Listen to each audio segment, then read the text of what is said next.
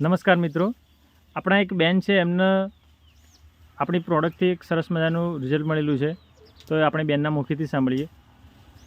બેન, આપનું નામ શું છે? મુરજીયા જમનાબેન બચીભાઈ. મુરજીયા જમનાબેન બચુભાઈ. હા. આ ગામ કયું છે? ગામ ખંડોરુમરી, ગામ ખંડોરુમરી, તાલુકો તાલુકો દાતા, જિલ્લો બનાસકાંઠા, વાયા અંબાજી, પોસ્ટ સનાલી, ઠેકાણું ખંડોરુમરી. બરાબર. ખંડોરુમરી, તાલુકો દાતા અને જિલ્લો બનાસકાંઠા. બરાબર. તો બેન, તમને પહેલાં શું તકલીફ હતી? પેલી મને હાથે આ બધી દાદર જેવું હતું, પણ દાદર જેવું હતું ને આ બધું હેડે જતું હતું, ખંજવાળ નથી આવતી.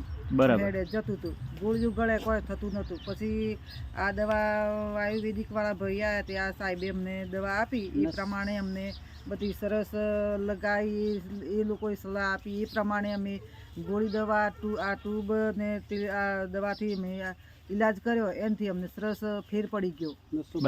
નસો ખુલી ગઈ. એમથી આ પગે નસોની ઓટી હતી, બેસતા ઉઠવાની બહુ જ તકલીફ હતી. એનાથી આ ગોળા બેવાનું થાય એટલે સીધી જ જમ્યા બેસતી. પણ હવે આ દવાની ઈલાજ થા પ્રમાણે અમને સરસ થઈ ગયું છે. પગે પણ સારું છે. અત્યારે હું જાણે બીમાર જ ના હોઉં એ રીતનું મારે 2 મહિના થયા છે તે આ દવા ચાલુ છે, હજુ ચાલુ છે હજુ. બરાબર. આ તમને પહેલાં કેટલા વર્ષથી તકલીફ હતી? આ 2-3 વર્ષથી એવું હતું. બરાબર. અને આ દવા લેવાથી તમને સારું થયું છે? સારું થઈ ગયું. બરાબર. પહેલાં તમને જે ઉઠવા બેસવાની તકલીફ હતી એ હાલ કેવું રહેશે? સારું છે હવે તો. બરાબર. ઉઠવા દવાથી જ મને સારું થઈ ગયું. બરાબર. તો આ તમને કેટલા મહિના તમે આ કોર્સ વાપર્યો છે, યુઝ કર્યો છે? આ બીજો મહિનો જાય છે. બરાબર. 1 મહિનો વાપર્યો ને હવે બીજો મહિનો ચાલુ છે. બરાબર. હવે કોઈ પણ વ્યક્તિને આ નસ દેખાતી હોય, નસ બહાર આવી ગઈ હોય અથવા ઉઠવા બેસવામાં તકલીફ હોય, એમને તમે શું સલાહ આપશો કે આ દવા લેવી જોઈએ કે ના લેવી જોઈએ? લેવી જોઈએ.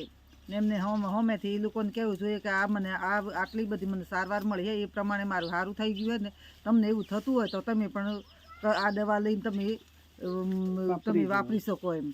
બરાબર. તો મતલબ જે બી લોકોને તકલીફ છે એમને બી આ પ્રોડક્ટ યુઝ કરવી જોઈએ અને પોતાના શરીર માટે સારું કરવું જોઈએ. બરાબર. તો આપનો સમય આપ્યો બદલ આપનો ધન્યવાદ.